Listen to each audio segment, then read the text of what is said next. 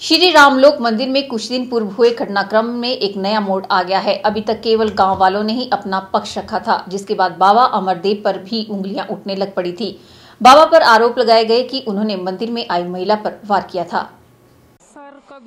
इस घटना में घायल हुई 52 वर्षीय शांति देवी ने उस दिन बताया था कि वह मंदिर में पूजा करने गई थी, जहां किसी बात पर बहस हो गई और बाबा ने तेजधार हथियार से वार कर उसे घायल कर दिया था।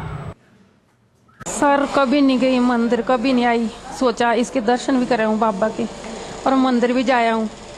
मुझे क्या पता था कि इसके मन में क्या है। इसने बाजू से खींचा भी रखा हुआ था कुछ डंगा सा और एकदम बाजू में मारा भी कि तुम्हारी तो बोटी बोटी खा जाएंगे कहते। अब ये पता नहीं कि क्या इसके क्या रंजिश होगी कि क्या था, हमें कुछ पता नहीं है जी। और भी थे इसके साथ कोई दिल्ली से आए हुए, उन्होंने चिमटा उठाया पर ऐसे और सब ने मारा। मुझे लगता है ये उग्रवादी है, यहाँ का बंदा नहीं है ये। अगर ये सच्चा बाबा जी होते, भगवान के भक्त होते, तो मंदिर में कभी ऐसी चीजें रखी जाती है, असली चीजें। हाँ बताओ, डंगा सा था ऐसा तेज और नोकीला कि ये देखो मेरे बाजू के हाल देखो, और पीछे 8 टंके लगे हुए। मंत्री रात को आते हैं, दिन में आए तो अच्छा लगता है, रात को आते हैं चुपके चुपके। ये मुझे कुछ पता नहीं है कि क्या करते हैं यहाँ पे क्या नहीं। हम तो दूसरे दिन सुनते हैं कि यहाँ आएंगे। वहीं सोलन जिले के तहत कंडाघाट चायल मार्ग पर स्थित रूड़ा गांव में श्री रामलोक मंदिर के संचालक बाबा अमरदेव ने मीडिया के समक्ष आज हालात सुधरने पर बयान देते हुए कहा कि पेट्रोल साथ लेकर आए ग्रामीणों ने मंदिर के साथ उन्हें भी जलाकर मारने की पूरी योजना बना रखी थी। हम तो पूजन में बैठे थे, हमें नहीं पता था कि कौन लोग हैं क्या हैं। और जैसे हम पूजन में बैठ के अंदर से बाहर आए तो 3 स्त्रियां थी और उनके हाथ में दराट था। 12-13 लोग अंदर घुस गए और जो वहां पर राम जी की प्रतिमा है जहां पर हम पूजन कर रहे थे, उसको उन्होंने उठा के फेंक दिया। और फिर जहां पर हम बैठे थे उसके बगल में एक स्त्री ने यहाँ पर दराट चला दिया।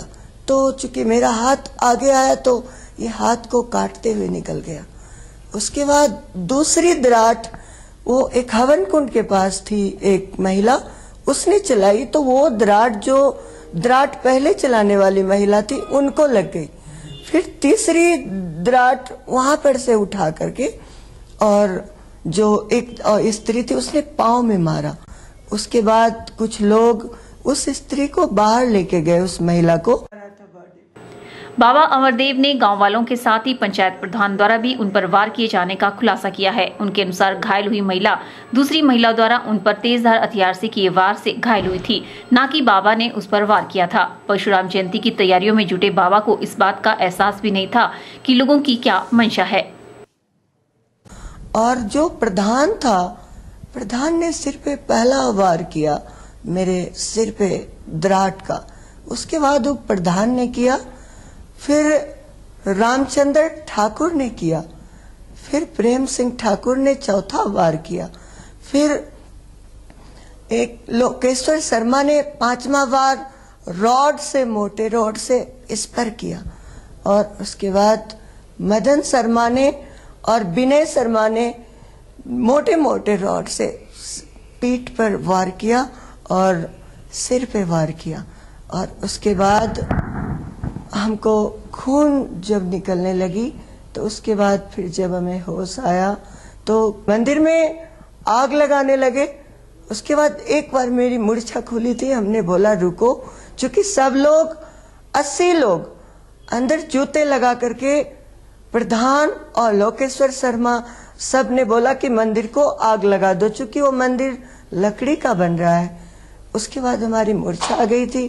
फिर जब मेरी मूर्छा खुली तो 3 लड़कों के हाथ में, जो विनय शर्मा और अजय शर्मा और मदन शर्मा के हाथ में पेट्रोल की कैनी थी।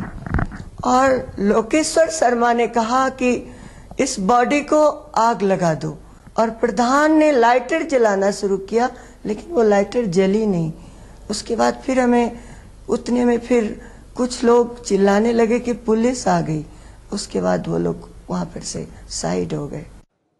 फिलहाल पुलिस ने मामला दर्ज कर छानबीन शुरू कर दी है। मामला हाई प्रोफाइल होने के कारण इस मामले में राजनीतिज्ञों को भी ग्रामीण घसीटने में लगे हैं और उन्हें भी रोष रैली निकालकर धमकियां दे डाली है। अब देखना होगा कि पुलिस की जांच में किसे दोषी पाया जाता है। ब्यूरो रिपोर्ट, के चैनल, सोलन।